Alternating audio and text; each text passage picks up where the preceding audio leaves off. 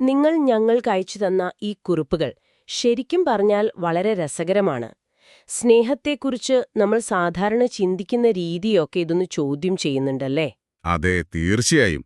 നമ്മളൊരാളെ സ്നേഹിക്കുമ്പോൾ നമ്മുടെ ഉദ്ദേശം നല്ലതാണെങ്കിലും ആ സ്നേഹം കിട്ടുന്നയാൾക്ക് അത് അതേപോലെ അനുഭവിക്കാൻ പറ്റിയില്ലെങ്കിൽ പിന്നെന്താ കാര്യം? അതെ അതെ.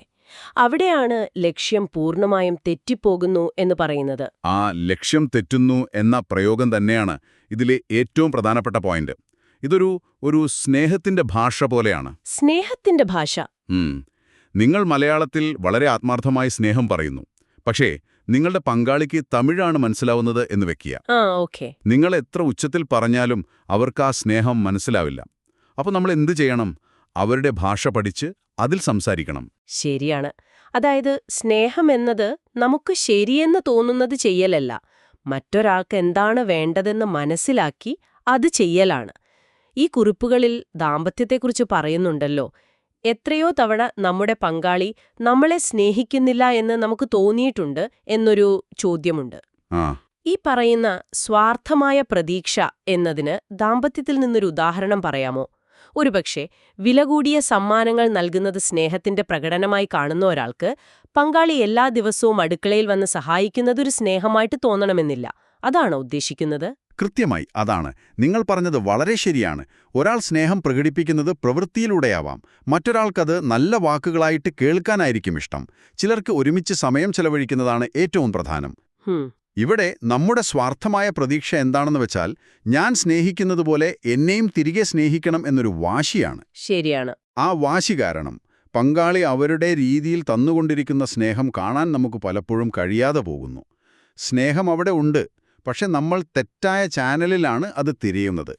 പക്ഷേ ഇത് കേൾക്കുമ്പോഴെനിക്കൊരു സംശയം. എപ്പോഴും മറ്റൊരാളുടെ ഇഷ്ടത്തിനനുസരിച്ച് മാത്രം സ്നേഹിക്കുന്നത് അത് നമ്മുടെ സ്വന്തം വ്യക്തിത്വം ഇല്ലാതാക്കില്ലേ? സ്നേഹത്തിൽ നമുക്കുമൊരു സ്ഥാനമില്ലേ? അത് വളരെ നല്ലൊരു ചോദ്യമാണ്. ഇത് സ്വന്തം വ്യക്തിത്വം ഇല്ലാതാക്കുന്നതിനെക്കുറിച്ചല്ല, മറിച്ച് നമ്മുടെ സ്നേഹം എങ്ങനെ കൂടുതൽ ഫലപ്രദമാക്കാമെന്നതിനെക്കുറിച്ചാണ്. മറ്റൊരാളെ മനസ്സിലാക്കാൻ ശ്രമിക്കുന്നത് ഒരു വിട്ടുവീഴ്ചയല്ല, അതൊരു തരം കഴിവാണ്. കഴിവ്? അതെ. പരസ്പരം മനസ്സിലാക്കുമ്പോൾ രണ്ടുപേർക്കും അതിൽ സന്തോഷം കണ്ടെത്താൻ കഴിയും. സ്നേഹം ഒരു കച്ചവടമല്ലല്ലോ, ഞാനിത് തന്നു നീ അത് തിരിച്ചുതാ എന്ന് പറയാൻ. ദാമ്പത്യത്തിലെ ഈ ആശയം എനിക്ക് വ്യക്തമായി. പക്ഷേ ഈ കുറിപ്പുകൾ ഇതേ ആശയം ദൈവവുമായുള്ള ബന്ധത്തിലും പറയുന്നുണ്ട്. അത് കുറച്ചുകൂടി സങ്കീർണമല്ലേ? അതെ, സങ്കീർണമാണ്. സമ്മതിച്ചു. കാരണം ദൈവത്തിന്റെ രീതി നമുക്കെങ്ങനെയാണ് പൂർണ്ണമായി മനസ്സിലാക്കാൻ കഴിയുക? അത് തന്നെ. പക്ഷേ അടിസ്ഥാന തത്വം ഒന്നു തന്നെയാണ്. മനുഷ്യബന്ധങ്ങളിലും ദൈവവുമായുള്ള ബന്ധത്തിലും നമ്മൾ ഒരേ തെറ്റാണ് വരുത്തുന്നത്. അതെങ്ങനെയാണ്? നമ്മൾ നമ്മുടെ ആവശ്യങ്ങളുടെ ഒരു ലിസ്റ്റുണ്ടാക്കും, എന്നിട്ട് അത് അതേപടി തിരികെ കിട്ടണമെന്ന് വാശി പിടിക്കും.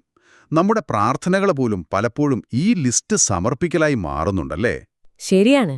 പക്ഷേ ഈ കുറിപ്പുകൾ പറയുന്നത് ഒരുപക്ഷെ ദൈവം നമ്മളെ സ്നേഹിക്കുന്നത് നമ്മൾ ഒട്ടും പ്രതീക്ഷിക്കാത്ത വഴികളിലൂടെ ആവാം എന്നാണ്. അത് ശരിയാണ്. ചിലപ്പോൾ ദൈവം നമ്മളെ സ്നേഹിക്കുന്നില്ലെന്ന് തോന്നാം, എന്നാൽ ദൈവം അവിടുത്തെ രീതിയിൽ നമ്മളെ സ്നേഹിക്കുന്നുണ്ടാവാം. അത് കാണാൻ നമ്മൾ പഠിക്കണം എന്നിതിൽ പറയുന്നുണ്ടല്ലോ. അപ്പോൾ ഇതുവരെ നമ്മൾ സ്നേഹം കൊടുക്കുന്നതിനെക്കുറിച്ചാണ് സംസാരിച്ചത്. പക്ഷേ ഇത് സ്നേഹം സ്വീകരിക്കുന്നതിനെക്കുറിച്ചും കൂടിയാണല്ലേ? അതെ.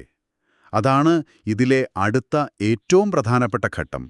മറ്റൊരാൾ അവരുടെ രീതിയിൽ പ്രകടിപ്പിക്കുന്ന സ്നേഹം തിരിച്ചറിയാൻ നമ്മൾ എങ്ങനെ പഠിക്കും?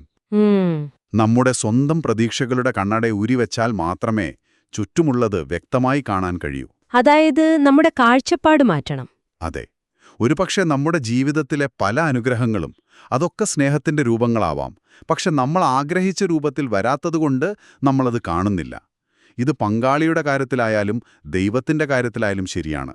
സ്നേഹം നമുക്ക് ചുറ്റുമുണ്ടാകാം, നമ്മുടെ പ്രതീക്ഷകൾ ഒരു മറയായി നിൽക്കുകയാവാം. ഓക്കെ. ഇതെല്ലാം കേട്ടുകഴിയുമ്പോൾ എനിക്ക് തോന്നുന്നൊരു പ്രധാന കാര്യം, ഏത് ബന്ധത്തിലായാലും അത് മനുഷ്യരുമായോ ദൈവവുമായോ ആകട്ടെ, യഥാർത്ഥ സ്നേഹത്തിന്റെ അടിസ്ഥാനമെന്നത് മറ്റൊരാളെ ആഴത്തിൽ മനസ്സിലാക്കാനുള്ളൊരു ശ്രമമാണ്.